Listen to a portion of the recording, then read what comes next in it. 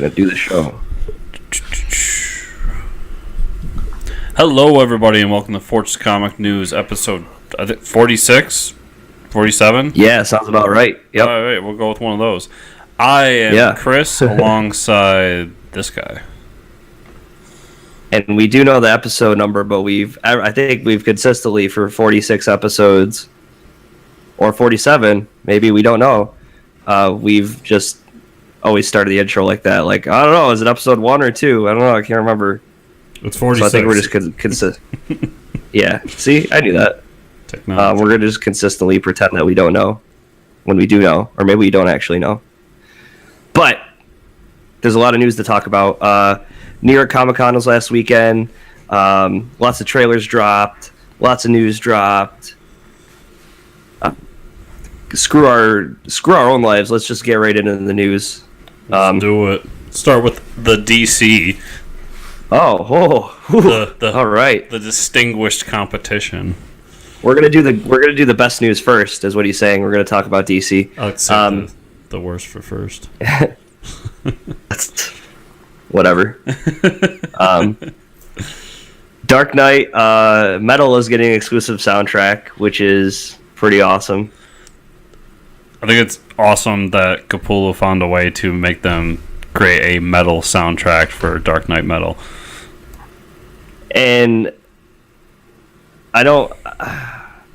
Is anyone gonna be singing for them? Are these like they're just putting songs together? Songs together with like different bands. I don't think they've announced any bands that I'm aware of.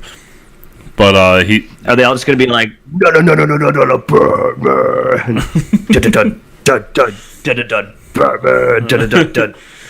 That's the song I would write if I wrote it. That would be it. We gotta find a way. Please hire me, DC. Dun, dun, dun. Burn. Metalcore. All right, we're gonna stop singing now. So Greg Capullo has been posting a lot of stuff on his Instagram. I didn't know he could play guitar, but he's playing solos the songs, which is pretty cool. Yeah, he's playing bands and shit in like upstate New York. Yeah, which is cool because like you just look at him, you're like, he looks like a guitarist of a band. Oh yeah, like not like a famous band, but like what you go to like a dive bar and there's like some AC/DC cover band. That's what he looks like. It's not a bad thing. It's pretty awesome. Yeah, he used to do a lot of stuff. He used to be in MMA. He used to play in bands, and now he just draws Batman. So there's that. I just wickedly awesome artist. Yeah, what a life to have, right? Yeah, so Scott Snyder and Sean Murphy announce another Batman, because we're not getting enough Batman stories. Just bring them on. Never enough. Batman last night. So I think this is something DC realized between all these Dark Knight Metal tie-ins and the White Knight, which I'll talk about later. Oh yeah, we will. And All-Star Batman and Detective Comics and the ongoing Batman. I think they've realized also the Master Race, all that stuff. They've realized like if they build it, they will come. Like Batman fans are just going to eat this all up if it's done well, right? So you can't be having like Jai Lee drawn Batman. And well, that did work. I can't say that because it did work before for some people. But you can't have like I don't know. I don't want to name any. I'm not going to say anybody's a terrible writer, but say you had like just I don't know, awful someone from X. Yeah, awful writer X. Like if you had someone from I don't know that Riverdale TV show, like you just up and decide, oh, they're going to write a comic for us, and then like the Batman's fans like, well, I'm still going to buy it, but then he's like, oh, this is shitty. It's kind of like what they did with the Batman Eternal, like, oh, they'll buy it even if we like don't have a good plot. But most of the stuff that they've been putting out is awesome. Like they just, I think they figured it out. Like, yeah, if you guys like, if Scott Snyder wants to write Batman, fucking give him 30 Batman books. Let him do it. Well, yeah, but they did say that Scott Snyder said this is going to be his last Batman for the foreseeable future. He was like, I'm kind of said what I need to say about the character. And what's great about this is he did his like Batman quote unquote origin story with Zero Year. He did his run. He's got his big event, and this is going to be his Batman at the end of his career story. So he's hit all the notes that you want to hit as a writer, and I think now he's ready to like move on to different characters. Yeah, so that's going to be titled Last Night, and holy crap, man, Sean Murphy, dude. He's got to be hands down one of the best artists in the industry right now. That guy. Yeah, he's so good. And it's not even his character. Like, his characters are like awesome. Like, his character, but I think it's almost his landscapes and backgrounds are like. There's no way he can get this book out every month. You're just looking at all the detail in the buildings and stuff. He's such a talented person. Yeah, he's a great world builder. Yeah, he wrote and drew Tokyo Ghost, which is a great Image comic. If anybody wants to check that out, he's worked with Scott Snyder before on The Wake, which was an interesting kind of like Waterworld story. But yeah, he's done a lot of variants and stuff for DC in the past. But yeah, I'm excited for that for sure. We got a release date for Batman the Animated Series. Oh yeah, they announced Batman the Animated Series to Blu-ray, which I think you can. I think you can watch most of them on Amazon Prime right now, but now you can actually physically buy them, right? Yeah. In copies. Is it like a box set? Is there going to be something special with it?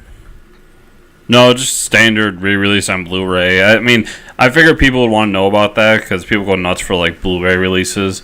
Me personally, I have them on DVD already, and they're available for streaming. I don't need it, but yeah, I have Amazon Prime, so I can just watch them whenever I want, which is really convenient. Yeah. It'd be cool if they were like, yeah, we're gonna put them all in a Batmobile or something. Buying it, right? Yeah, like they did with that Teenage Mutant Ninja Turtles set where they put it, in the bus or the van. Yeah. So Batman 66, that cartoon with Adam West, Batman versus Two-Face, that was released on the 10th digitally, and then I think it comes out a week later on Blu-ray, so it comes out next week, 17th. Yep. So I'll download that. I just haven't got around to it yet. So basically, if that does well, which I can't imagine it won't, I think the first one did well. That's why they went and moved on to the second one. They're talking about doing more of those types of 60s Batman movies without Adam West. Now, yeah, how do you feel about that one?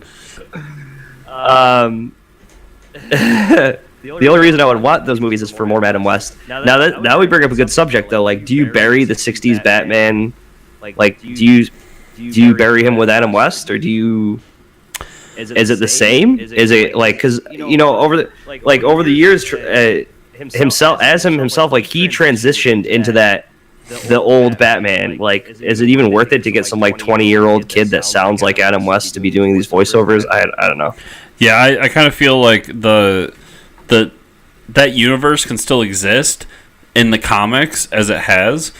Yeah, and that's fine. I think that's a good way to continue on. This, like, they would have to find one hell of a sound-alike. I know that Burt Ward's was the one that kind of talked about this, and he would be on board to do more of it.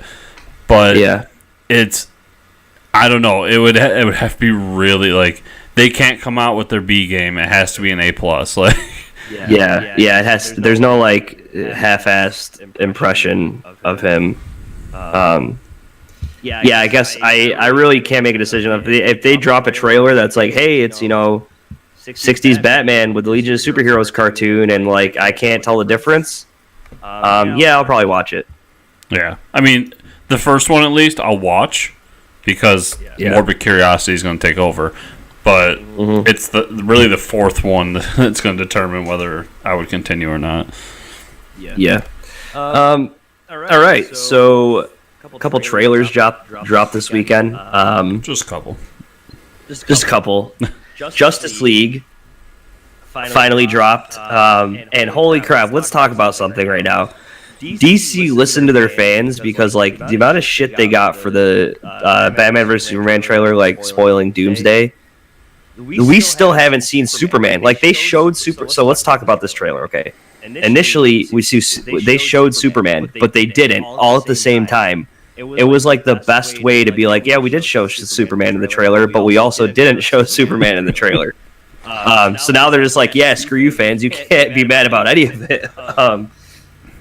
And what an awesome, like, it brings you back to, like, Man of Steel, right? So you have Lois, like, coming out on the porch. And holy crap, it was heavy for, like, that 30 seconds. Man, that was a really heavy scene. Like, he's standing out in the cornfield, Clark is, and then it's like the scene where he asks her to marry him, and it's like, oh wow, and then she wakes up and realizes he's gone, he's still missing, and or he's still dead, and it's like, holy shit, they might just actually commit to this. And I gotta commend Zack Snyder for that. That shot was awesome. That whole scene, just for that little trailer, like that guy knows what he's doing. To get people to go to the movies, and now it's argued whether he's, some of it, like Sucker Punch. He got me to go see Sucker Punch. I hated Sucker Punch, but man, he had a really convincing trailer there. But anyways, they used another song. They used David Bowie for the soundtrack, right? Did I do that? Was it David Bowie? Yeah. I can't remember what the song was. The song, they use Heroes. They use the song Hero. We Could Be Heroes. Is that David? I remember it as a Wallflowers song, but they might have covered it. Okay. Well, let me look it up really quick. Because the Wallflowers did it for Godzilla. No, yeah, it's David Bowie. It's Heroes. It is David Bowie's. Okay. Yeah. So was there. Okay. Yeah, which they're committing to the whole, like, funky. I think the songs are like, between that and the last one come together. It's like they're trying to say this is going to be a more fun movie. We saw some interaction with Cyborg and Aquaman, where like Aquaman is like free falling and Cyborg catches him and he's like, "Hey, your ride's not over yet," and he's like, "My man." He like throws him. I was like, I'm so ready for like the Cyborg Aquaman, like Aquaman with anyone conversations. I'm just ready for it. We got to see they really did some heavy touching on the CGI for this trailer. The post editing is real. I mean, this movie almost looks complete to me. But there's a lot of change. Like Cyborg looks great now. There's some parts where he looked a little iffy, but they really touched him up in a lot of the parts. Batman looks badass. Wonder Woman looks badass, and they talk about an invasion. Yeah, I mean, I loved it. I don't know. How did you feel about the trailer? What did you? I really liked the trailer. I thought it was really good. I love the Aquaman moments. The music was great. I mean, we saw some news, some stuff we've already seen. The only thing I still laugh at is the fact that they're really pushing this idea of like retconning what Superman was in this universe. Because he was never a symbol for hope in the last two movies. Yeah. And I like it because as a fan of those comics, like, that's what Superman's supposed to be. Yeah. And they kind of like just were like, just do this, just move it on with it, like people won't even notice. But it's great. I mean, I gotta give them crap for it, but I do appreciate that they're doing it. It's like every trailer, like, he was a symbol of hope and purity and all this stuff, and it's like, all right, we got it. Yes, we know we're gonna have to transition him into this new state. Yeah. And I'll be even like more happy if like he gets a new suit and it's like even lighter blue than it was. Like it's not dark, like almost like a baby blue. It's like light blue. I don't know. It looks awesome. I really hope this movie rocks it. I mean, between Wonder Woman, I'd like to think they know what they're doing now. And the whole interaction with Flash, I'm really starting to like. The more I see of Flash, the more I like him. So I think that's how it's going to turn out for the movie. Like the more scenes you get with him, the more you start to like him. You can really see some of the parts there felt very Joss Whedon too, like the character interactions. So I feel like a lot of his influences in some of the one-on-one character interaction moments. Yeah, I hope so. So let's move on to the news everybody wants to hear about. Yeah, of course, the Marvel news, the only news that anyone's here for. Take us away, Chris. So, I mean, these first two I'll kind of run through because I'm not a huge X-Men guy.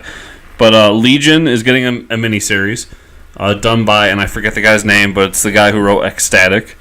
It's going to be 5 issues. Anyone that knows Legion, son of Xavier. Did you finish the TV show? I never did, actually. Me either. I got really bored with it, I'm not going to lie. It wasn't even that for me. I realized the other day, I was like, I got 2 episodes in, and like just life took over, and I forgot it existed. Yeah, that was me too. Like I don't know.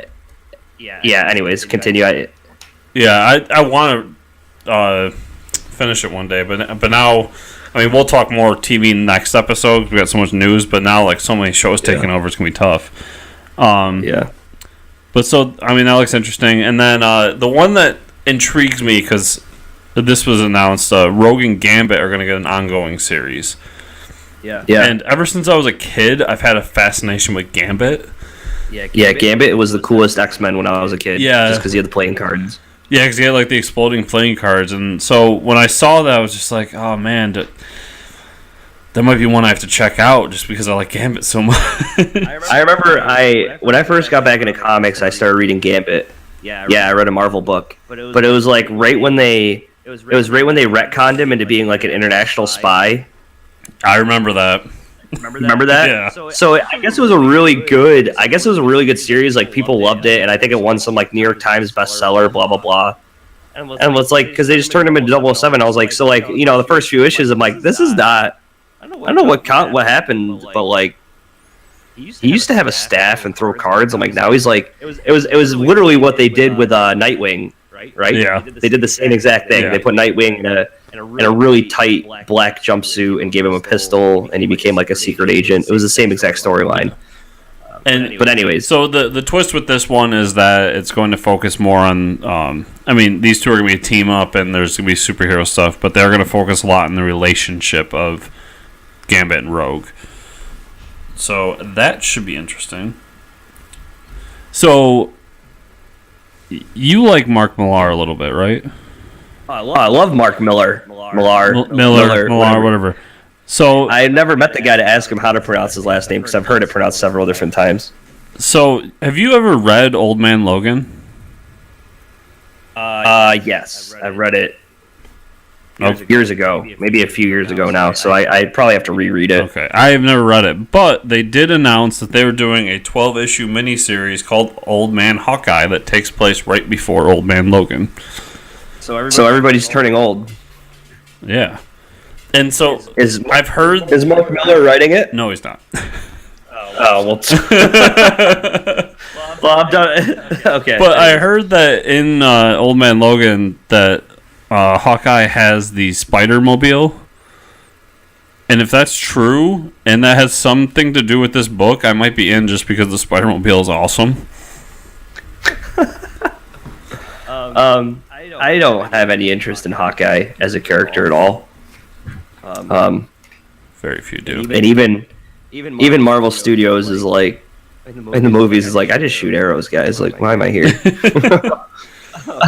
Which is funny. I get that. So yeah, maybe it'll be cool. Like if he's, it's just gonna be like Arrow. I think it's gonna be a serious. Yeah.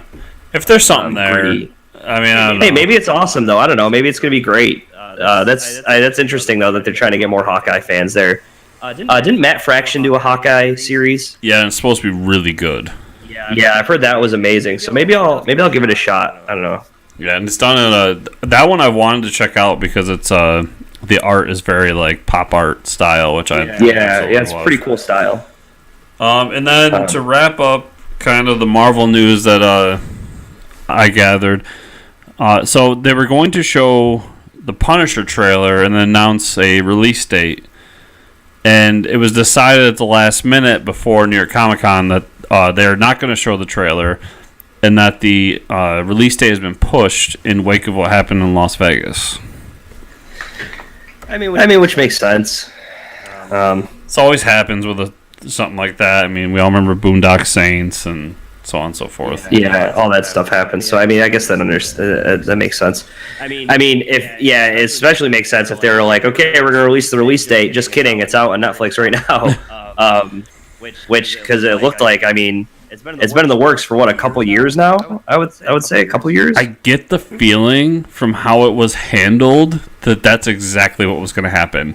That they were going to come out on Thursday and be like, "Here's the trailer, and it'll be out tomorrow." And yeah, exactly, like releasing tomorrow. So, that's pretty bold of them too, especially if they thought about releasing in October because they're going up against Stranger Things. Nobody goes up against Stranger Things. But I guess they're not really going up against it because it's all on Netflix, right? So I don't really know what the hell they're competing for.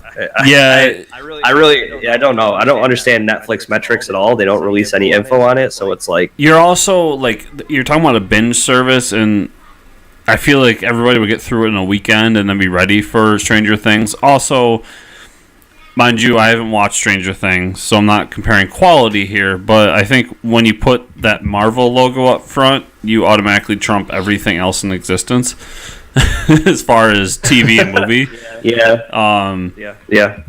And I feel like nowadays even DC is getting to that point where, like, if DC was to announce, like, a Batman...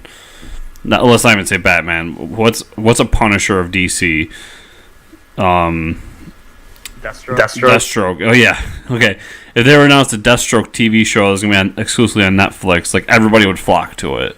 So, I think, you have an established character from a comic book. People are comic book crazy. I mean, I don't think there's much of a challenge there, but it sucks because I wanted to watch that show, but at the same time, I understand. I'm okay with it because all the shows just dropped this week, and I had no idea. Like, I watched Flash last night. I just got halfway through Legends. I already missed Supergirl. Apparently Gotham's been on for 3 weeks. Dude, I don't know how I missed all this shit. I don't know. It's between like traveling for work and stuff. I've just lost my mind. I haven't even watched Gotham season 3 yet. Well, you should because it's actually pretty good. It starts to trail out. Like you don't need to watch like the last 30 seconds. Just pretend that didn't happen. But like everything else is pretty good. Yeah, it's not even that. It's just so much is going on. And like I said, we'll talk more about that next week. But Yep. Okay. So other news that Chris forgot to announce. I waited very patiently on Monday night to get my Star Wars tickets, and I landed my 3 tickets in the spot closest to the end of the row in case I need to use the bathroom. And I had a perfect positioning and all that, and I used Fandango, so I got my exclusive poster. But I landed my Star Wars. Did you get your Star Wars tickets? I did, and so I don't know if I forgot or what the deal was, but I didn't stay up for it. I woke up next morning for work, and I turn on my phone, and there's like 50 alerts, because of course I had every alert ready for when these tickets are going up. And I look at it, I was like, oh, Star Wars tickets are available. So I got on Fandango, and I was like, all right, the nearest Regal, shit, sold out, 3D, there's tickets, fuck that. He wants 3D, but that's how my theater was. And then there's a theater like 2 towns over. Like, I mean, you know where we are, but it's Henrietta. So you're talking like a 45-minute drive, and there's like all these tickets available for a showing. And I was like, all right, it's like, we'll just go there. You should get a hold of. We're gonna get real world for a second. We have a buddy named Will who bought like. I think he bought IMAX tickets. He needs like 8 other people to buy the tickets from. He spent like $140. So if you want to see it in IMAX, he may or may not have a ticket for it. But I was like, dude, I don't even have 8 friends, so I'm lucky I bought 3 and I got 2 people that'll grab them. Maybe I'll talk to him because me and the missus took the day off and we're definitely going that night. So so mine are for 7 p.m. that Thursday night. I have 2 of my buddies going with me, and it's gonna be epic. So let's talk about the trailer. The trailer dropped, obviously. The one we weren't supposed to watch. Then after it released, Ryan Johnson was like, "I forget what I said. You need to watch it." And I think that's because like the trailer he saw and the one that we saw was completely different. It must have been like he must have not have seen a final edit of the trailer. I'm guessing. I have no idea. But man, let's talk about it. So much misdirection in this trailer. If you think you're watching this trailer and it's filled with spoilers, like you forgot what the Force Awakens trailer was. This is like misdirection city. Let's start off, okay? Like you got Luke talking to man. I'm getting so excited right now. I could talk about this trailer for an hour. Forget all the other notes. We're just gonna talk about the trailer. You got Luke talking to Rey, and he's saying like, I've seen this power once before, and like I should have, and it scared me then, and it's. Now it scares me, blah blah blah. And obviously he's talking about Rey, and dude, there's a scene where she like swings the lightsaber and it like cracks the earth. I'm just like, yes, yes. Overpowered Jedis is what I need in my life right now.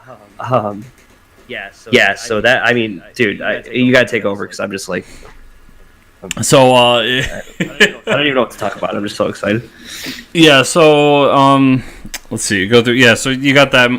I mean, obviously he's talking about Kylo Ren in that situation. We get a glimpse of Kylo Ren putting the mask back on. Is he though? That's okay. Let's start with misdirection. I think number one. Okay. Is he talking about Kylo? Because just because they flash to the flashback of like him coming out of like a collapsed house, he could be talking about the Emperor, right? Or Vader. I'm not sure. Yeah, he could. I mean, they obviously want you to think it's Kylo. Yeah. And I don't know. I'm still holding on to that belief that she's related to Kylo Ren in some way. Yeah. But I mean, there's so much story there that we don't know because there. I mean, I'm not even talking about like this trailer.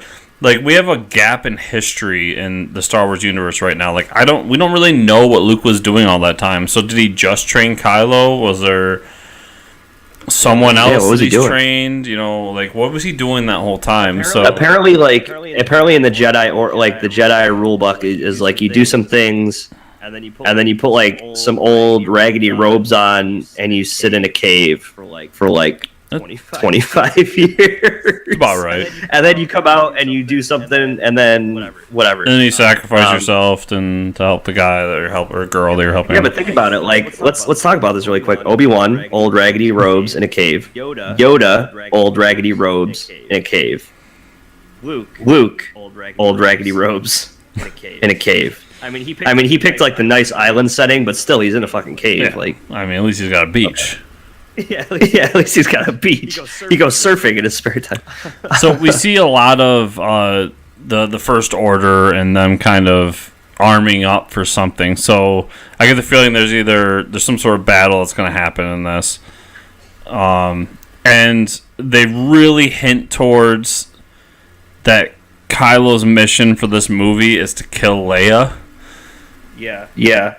And I mean, I don't know because obviously Leia was supposed to be in episode 9, but something, I mean, Carrie Fisher's unfortunate passing doesn't allow that, so they got to find a way to kind of kill her off for the future, for this movie.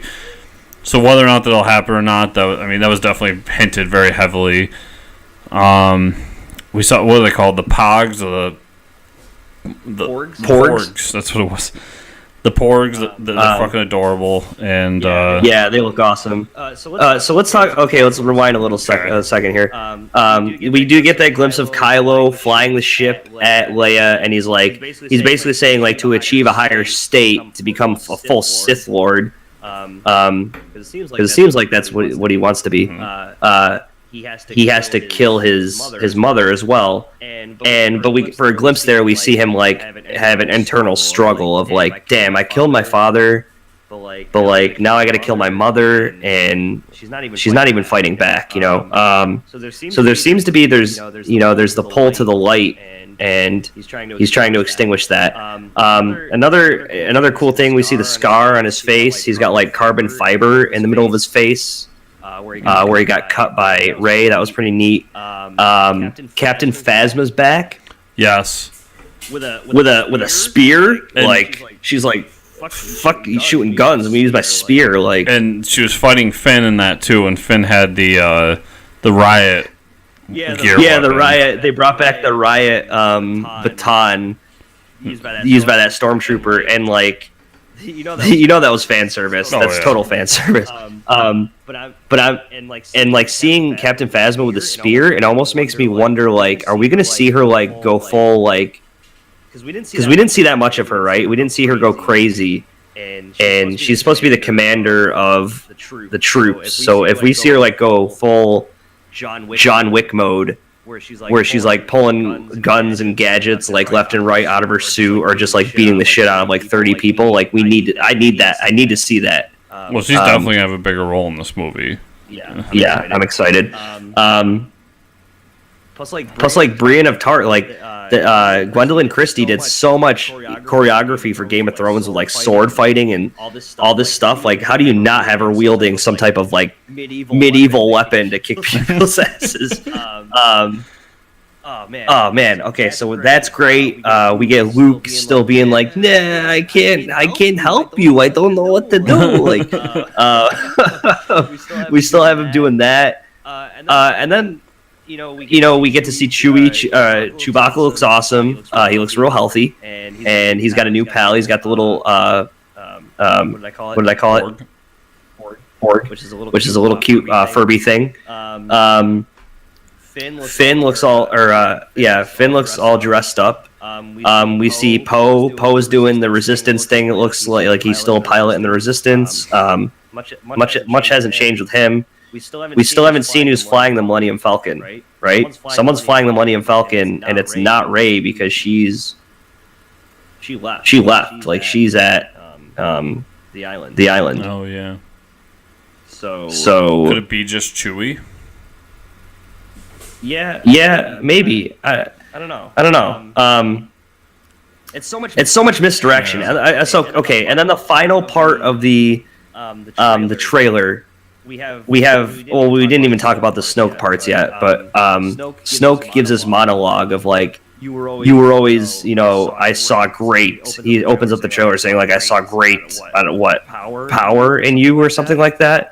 And obviously the misdirection is they make you think he's talking to Kylo, which he could be talking to Kylo, but he could also be talking about Rey. Mm-hmm. And then there's a scene where we finally see Snoke. He's a little midget bastard, and he's like using the Force to manipulate Rey, or try to subdue her or something. So she's obviously going to have an interaction with Snoke.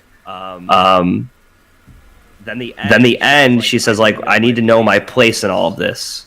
And you think, oh, she's still talking to Luke, because like, why wouldn't she ask him that? But and then she reaches out her hand, and Kylo like reaches out his hand. And then the trailer ends. So let's talk about that for a second. That's probably the biggest thing to come from that trailer. You have an interaction with Rey and Kylo, and they're not fighting each other. So now this is one of the biggest misdirections. This is my personal opinion in the trailer. Okay, we see Kylo in real time. He has a carbon fiber scar, right? We also know that when you're becoming a Jedi, you have to go through a trial, kind of like what Luke did on where was the cave? And Yoda. Yoda. Fuck that. Not Dagobah. Dagobah. Nice. I nailed it. On Dagobah, we saw him go through the trial in the cave, where he saw Vader and he had to strike Vader down. I'm really thinking that scene where she sees him and he has his hand outreached is she needs to strike him down, but it's not going to be hard for her to kill him when he's trying to battle her. It's going to be hard for him to kill him when he's like has a hand outreached, like he's trying to like bring her to the dark side, because she must feel the pull of the dark side. If he's feeling the pull of the light, she must feel the anger and hatred and the pull of the dark side from all the shit that's been happening to her. Or to strike him when he's reaching out for help to bring him back to the light.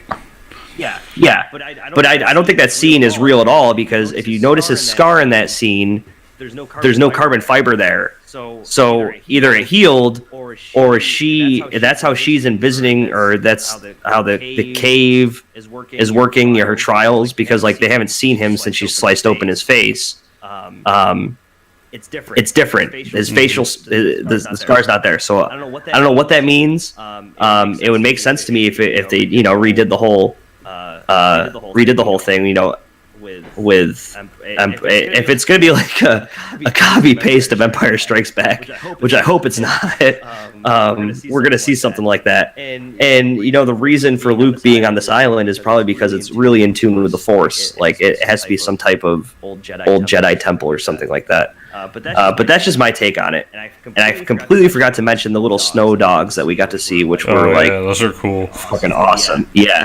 So we're going to a snow planet again, and we're going to see these little snow creatures that look awesome. So I'm excited. Yeah, and I think at the end of the day, what you really get from this trailer is that they're really focusing on conflicts between characters. So Finn comes in conflict with his nemesis, Phasma, and Kylo Ren comes in conflict with, him building towards being a Sith and his fight with the dark side, and so on and so forth. Mm-hmm. So I think that's a lot of what this movie's going to be, is just like characters building up to what they're doing for Episode 9 and the conflicts they have to go through to reach their final destination. I agree. It was a great trailer. The music is fucking phenomenal. John Williams killed it again. Also, it seems to me, at least from the tone of the trailer, if it's gonna be like anything like the tone of the movie, it's a lot more dim and dark and it's not going to be a happy-go-lucky movie like Force Awakens was. It's not going to be a... No. I think you hit the nail on the head. We're going to get an Empire Strikes Back, and we're going to have a really dark ending, and it's not going... Yeah, we're not going to leave happy and in a good mood. We're going to leave kind of somber and like, oh, fuck. We might see Rey on the dark side. That would be amazing, actually. If that's what happens, and it's just like the dark side wins, that'd be amazing. Chris is like, I just take my money. I'm so. I love the idea of like, don't go down the classic tropes. Like, good doesn't have to defeat evil for it to be a great story. Yeah. Exactly. The Jedi are just playing the long game. The Empire is just like. The Sith Lords are just there to kill everything now. It's like you just gotta wait it out in a cave somewhere, and it'll all be okay. Anyways, well, that was that trailer. I'm excited. So let's move on. We got more Star Wars news though. So this isn't really comic news, but it is Star Wars news.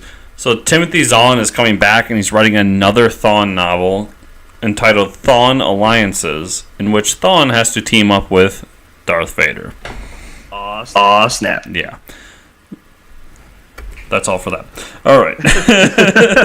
There's no pictures in that book, though, just to warn everybody. There's no pictures. Except for the one on the front of it. That might entice you to think that there's more. There's no... I looked in one of those books before. There's no more pictures on the interior of the pages. But if I've learned anything, if you just wait a few years, it becomes a comic book, because they are making the first Thrawn novel a comic. And same thing with like Game of Thrones, they converted all those to graphic novels. It's like we can't get anyone to watch the show, we can't get anyone to read the books, so let's make a graphic novel of it.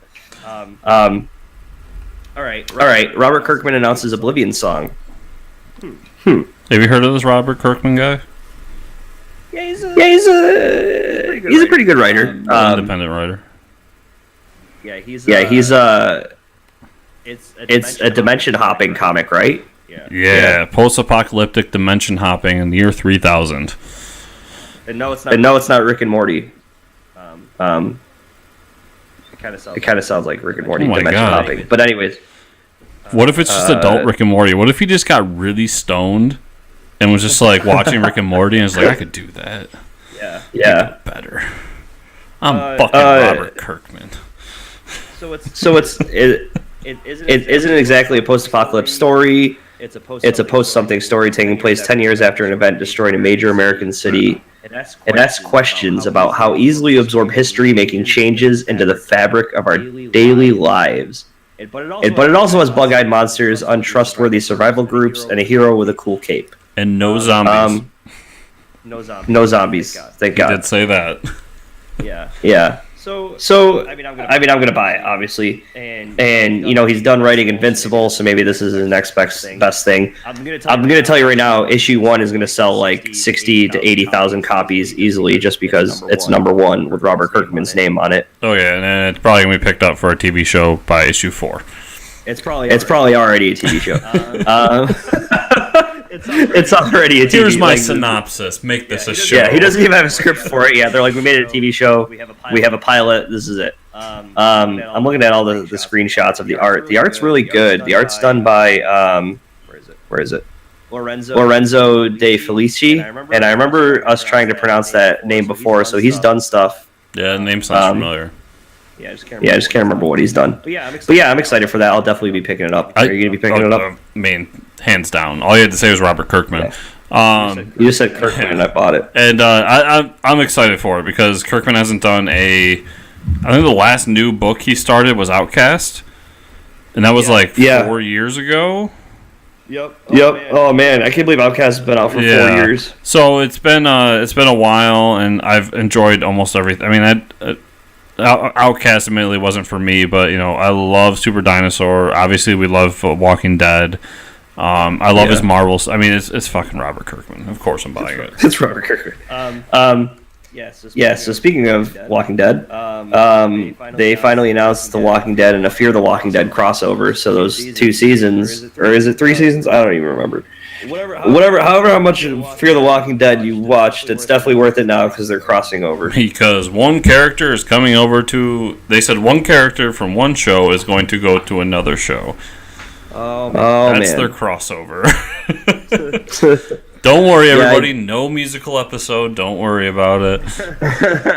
I still don't want to watch Fear the Walking Dead. I only have room for so many shows in my life, and so. I was given I hear this all the time, and eventually I will watch Fear the Walking Dead just because it's Walking Dead.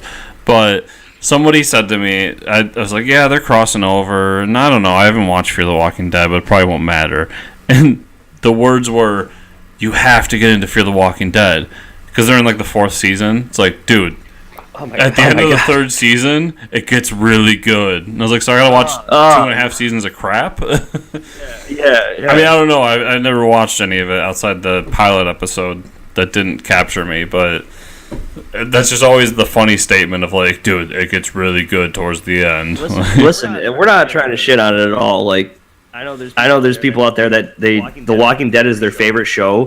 They'll watch it on repeat. I can't do that with any. I can't really do that with any show. I can't watch any show on repeat like that. Unless it's The Office, and I'm trying to go to bed. I just put The Office on. But not because it's a bad show, because I've seen The Office several times. The Office is just my go-to. That's my thing too. I love dialogue-driven shows, especially sitcoms, because they just It just makes it easy to do stuff while it's in the background. Anyways, I don't know. I guess, man, there's a huge following just because of the name Walking Dead, isn't it? But yeah, so that's cool. They're getting a character. So if that's your thing, hey man, that's cool. And don't get me wrong, the day will come and I will watch Fear the Walking Dead, and then I will have a real opinion on it. Velvet TV in production. Oh yeah, did you ever read Velvet? No, I've never read Velvet. Is that an Image book? It is an Image book, and it's written by one of my favorite creative teams of all time. It's Ed Brubaker and Steve Epting, which... Damn it, I was going to say it's probably Brubaker, right? Yeah.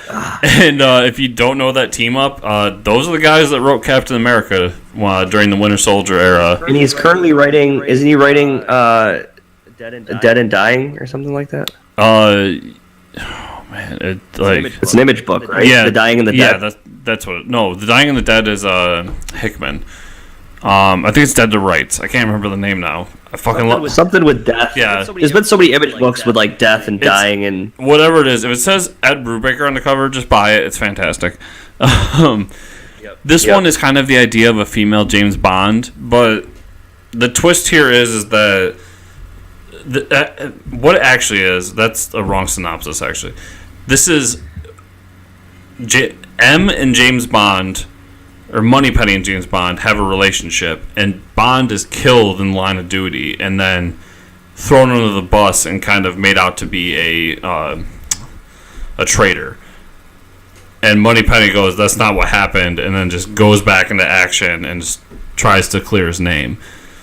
So Velvet is kind of a receptionist that used to be a super spy, and is now going out trying to clear this guy's name, and it's fantastic. She's really good, and it's all like classic spy tropes. Awesome. Read it.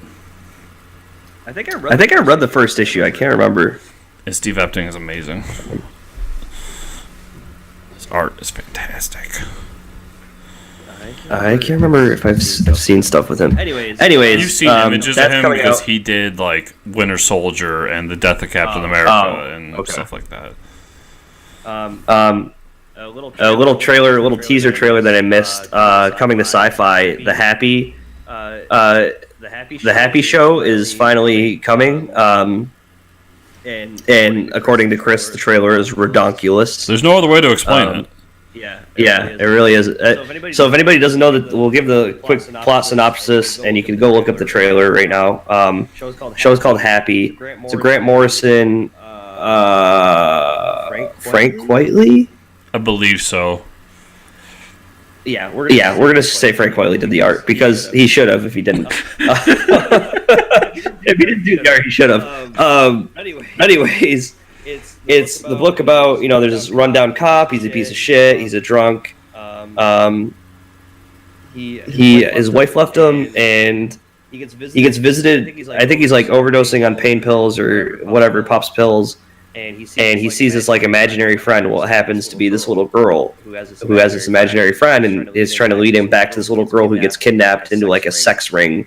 And it's really messed up. Like, it's all these Santa Clauses that are like running this like child trafficking ring, and really messed up. But it's like, it's such a crazy story that it's awesome. And Sci-Fi picked it up. I don't know how well it's going to be received by people that have no idea what it is. Like, if they can like deliver this content really well to people, like, hey man, this could be great. I know I'm gonna enjoy it. You'll probably enjoy it, right? Oh, yeah. But like, it's almost gonna be like Preacher, My big question for this is like, it's a TV show.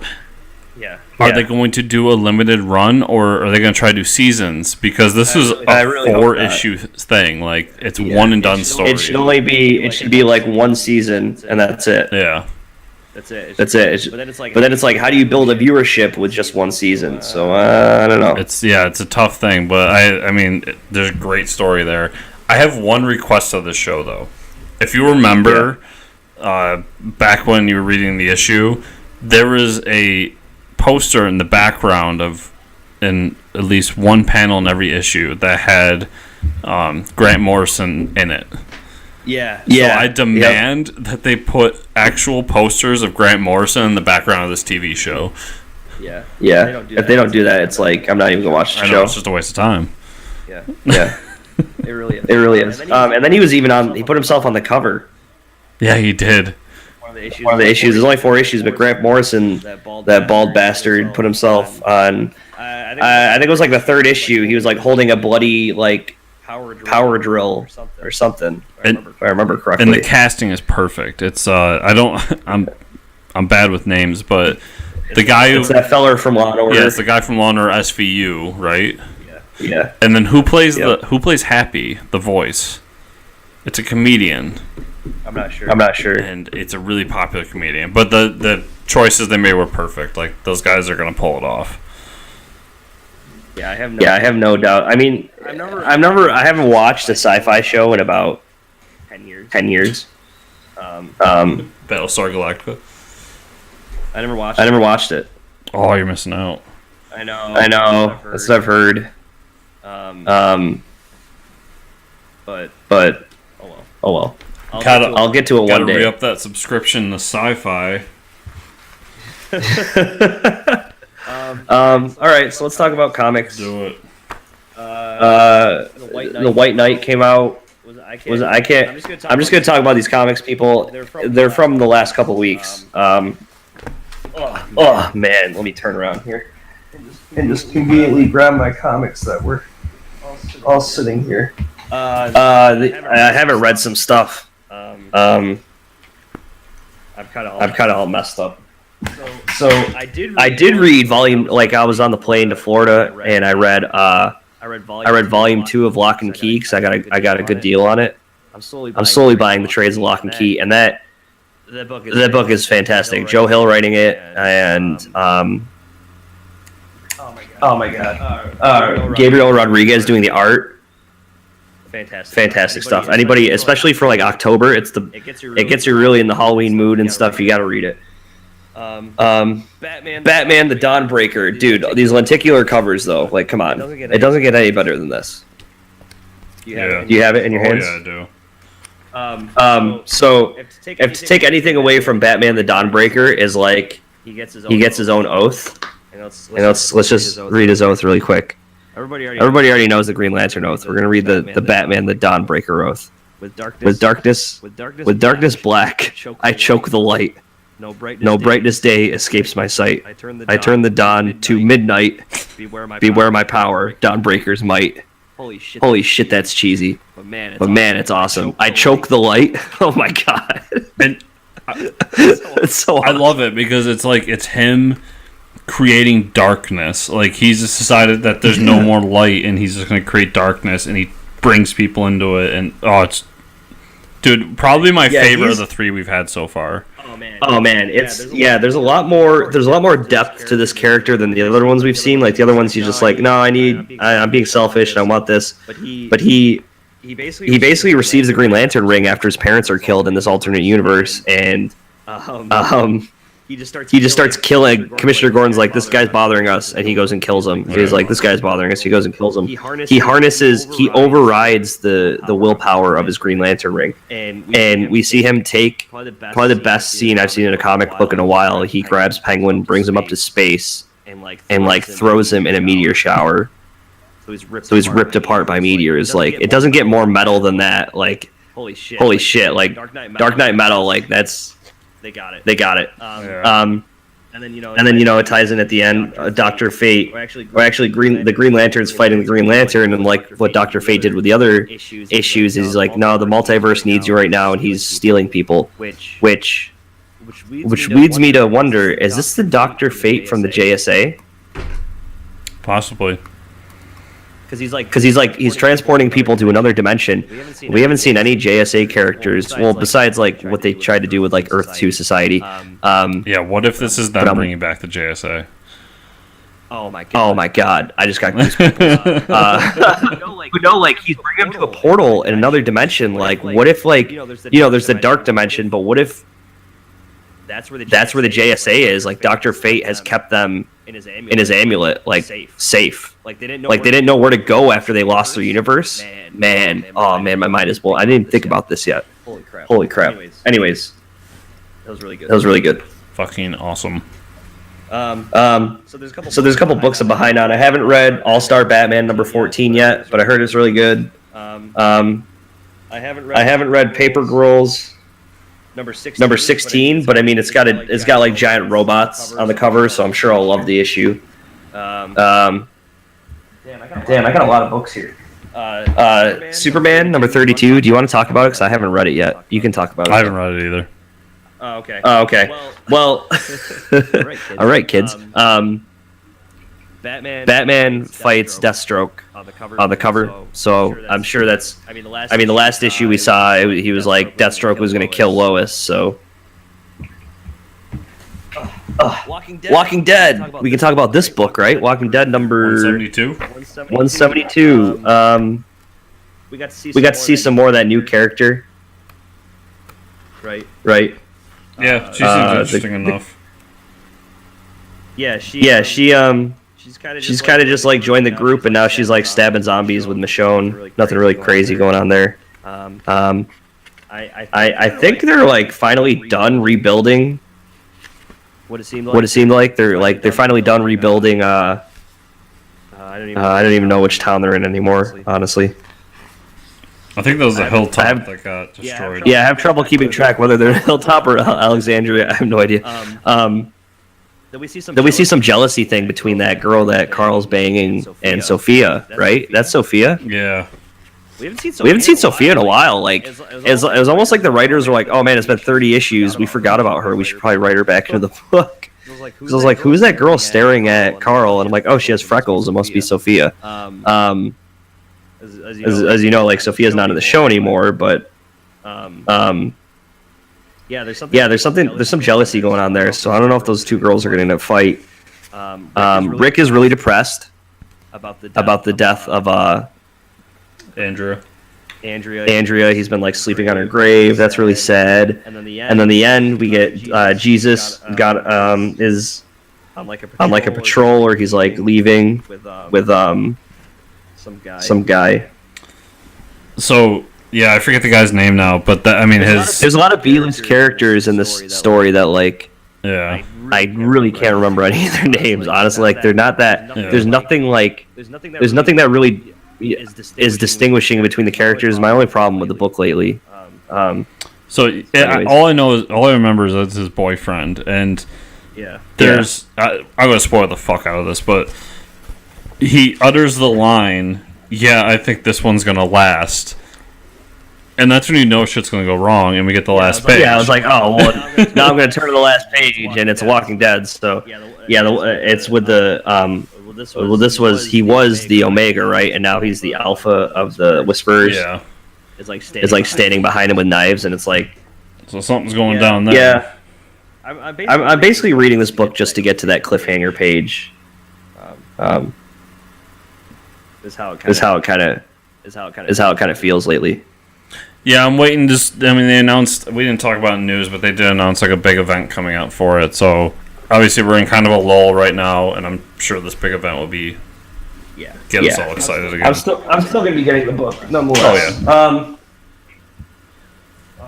Oh man, what else do I got here, Chris? Oh, I got a couple other books here. Let's take a look. You got White Knight?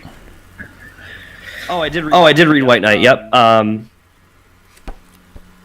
Yeah, we already talked about Murder Machine. I did pick up, just really quick. I picked up Volume 2. I have all the single issues of the new Superman, but I picked up Volume 2 of New Superman that came out. This book is fantastic, with Kenan Kong as the Chinese Superman, and then he has like the Justice League, and they're bringing in the Flash. It's a really good book. The whole Chinese culture and stuff like that, and the fatter Chinese Batman. It's really funny. It's a great book. It's a lot of fun. And it's a new take on the whole Justice League. But anyways, let's talk about Batman: The White Knight, written and drawn by Sean Murphy. It's a pretty good book. Pretty good. Pretty good. Holy crap! Did you see the newest episode of No, I have not. Curb Your Enthusiasm? Okay. So just everyone, really quick. That was a reference to Curb Your Enthusiasm with Larry David. The new season started last Sunday, and it is fantastic. It is like I'll explain it to you off air after, just the jokes and stuff, because it's not really relevant to this show here. But anyways, continue.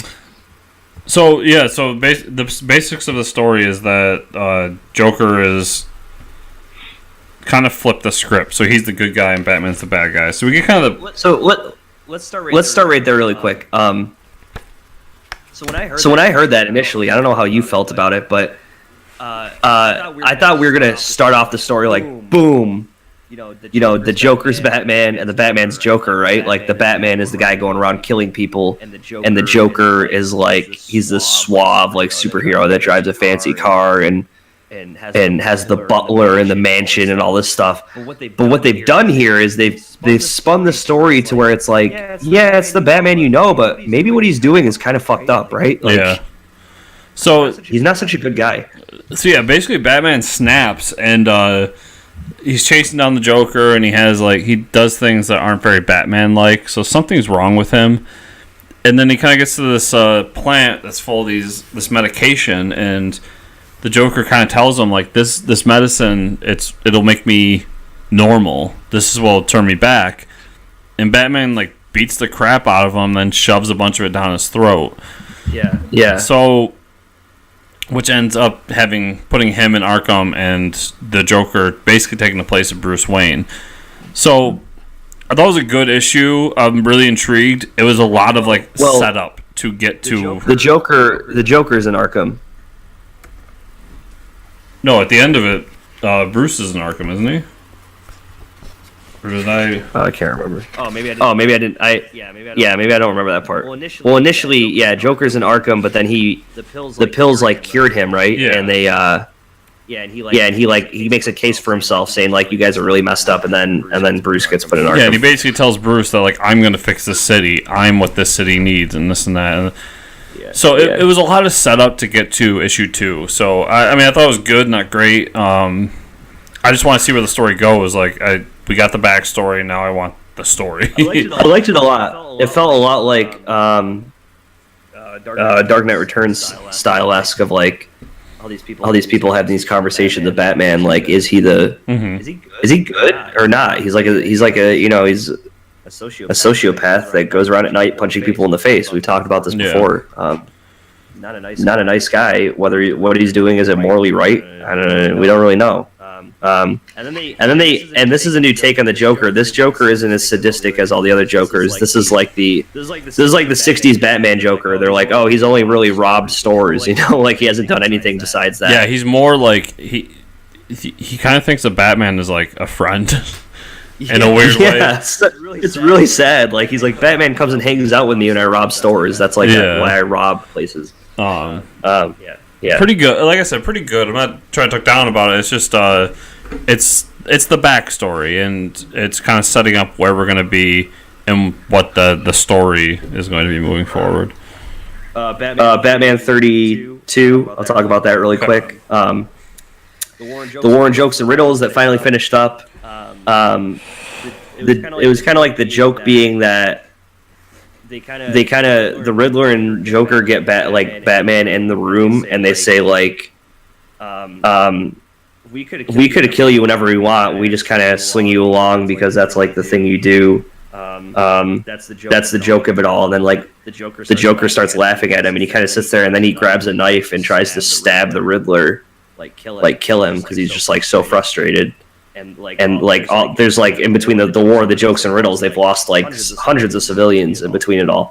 And then the Joker stops the knife with his hand, and saying like, oh, I was going to kill him and all this stuff. But he's like talking to Selina about this. The whole story is him relaying the story to Selina while they're laying in bed after he proposed to her. But she kind of says like, that's just who we are as people, and what we do isn't normal. And then they're gonna get married. Like he asked her to marry her, and she says yes. So that's pretty cool, I guess.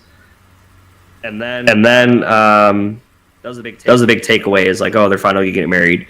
There's a lot more philosophical. I mean, it's Tom King, so there's some philosophical stuff there about like what the real joke of it all is. Kind of like the Killing Joke.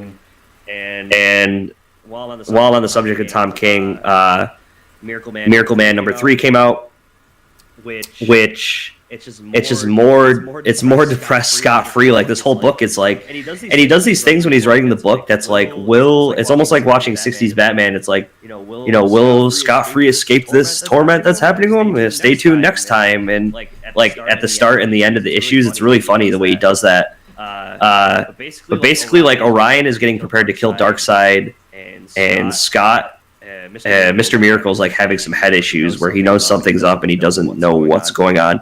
Ambush Bug comes and visits him. This issue. Yeah, because he's technically a new god, I guess, or he's like a soldier, and he actually gets vaporized. So that sucks, but. Yeah, it's an interesting book. I really don't know what to believe because they keep talking about like whether he's imagining all this or not. So I don't really know. It's a fantastic book. I mean, if you're a Tom King fan, read it. If you're a New Gods fan, read it. That's all I can say. All right. I think that's it for me. Did you not read Metal #3? No, damn it. I knew I forgot one. What do you want to say about it? Is it awesome? It's really good. I'm not 100% sure what's going on, but it's fucking awesome. Yeah. I mean, that's more of a joke. It's really like playing on this whole, like, everything is just fucked up and there's no hope, and these guys are just so powerful, but then Dr. Fate shows up, and it leads into because next week I guess we're gonna get Batman Lost, and I really don't want to give away the ending to this to anybody, but it leads to a point, and then you'll see what Batman Lost is going to be about after you read it. Definitely, I mean, keep getting that book. It's awesome. So I'll try to be quick. Generations, Captain America Sam Wilson, Captain America Steve Rogers. Really great story. Sam goes back to World War II. He kind of inspires Cap. He finds Cap like in the side of the war zone, puking, and he's thinking like I can't handle this. What's going on? And Sam kind of inspires him.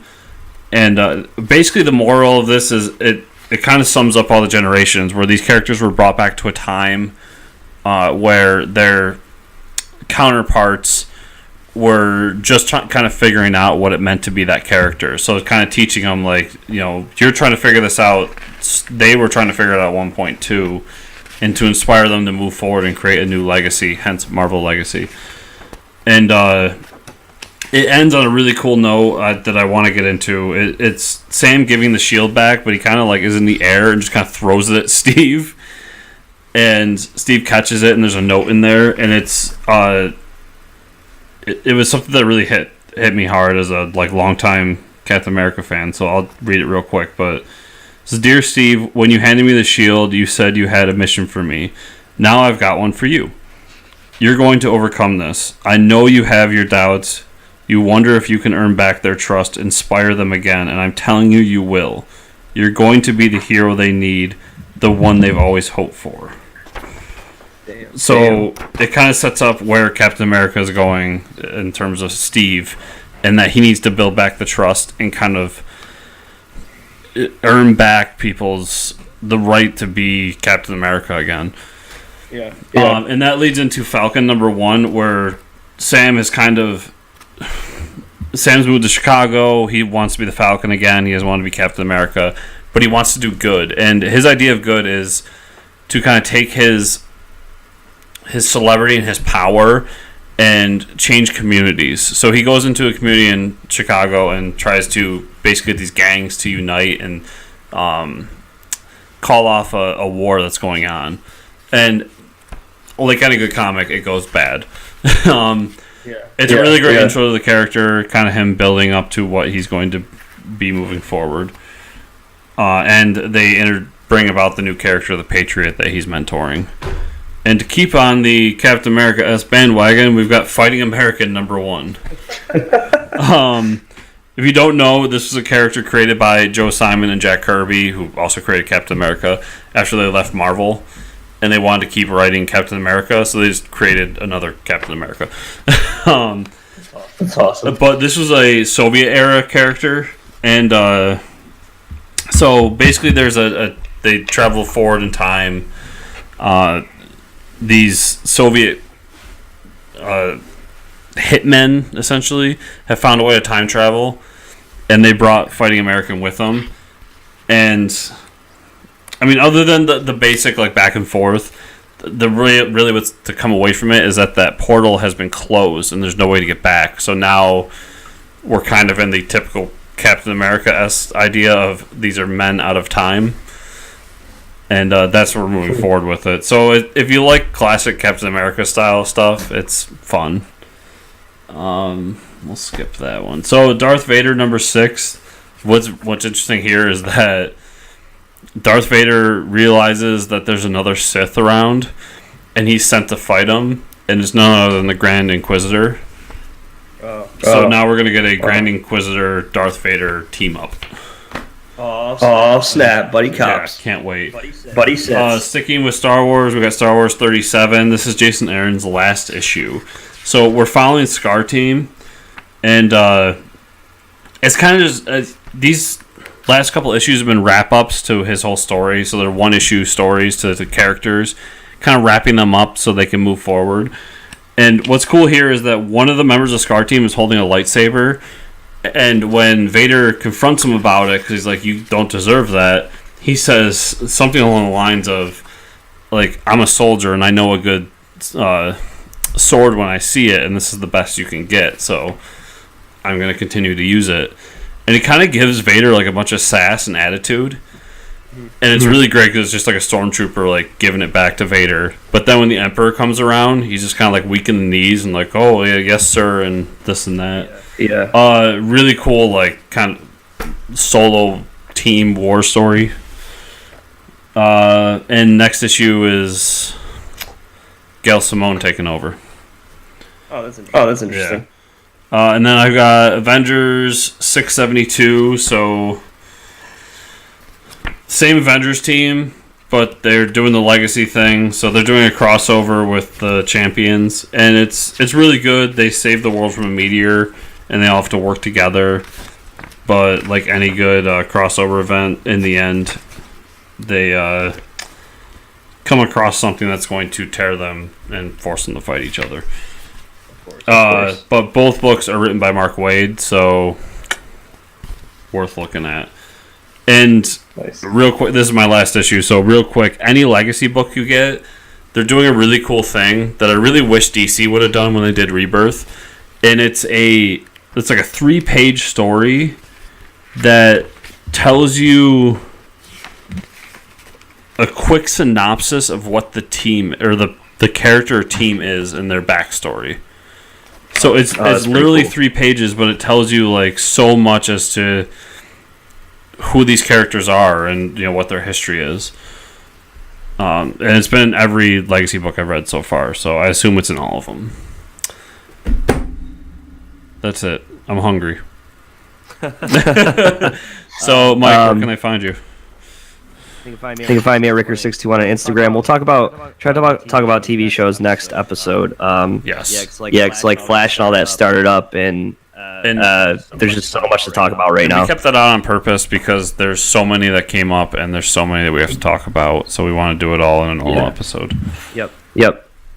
All right. And where can they find you, Christopher? Well, of course, they can find me on Twitter at FortressChris or on Instagram at FortressNewsChris. And as always, go to the website, FortressComicNews.com. If you're watching this on YouTube, we got the subscribe thing and the like button. Do that. If you're listening to this on a podcast service like iTunes or Google Play, leave us a review. We appreciate it. And as always, share with your friends and family. I think I got everything this time. Thanks, everybody. Yeah. Thanks for watching. See ya.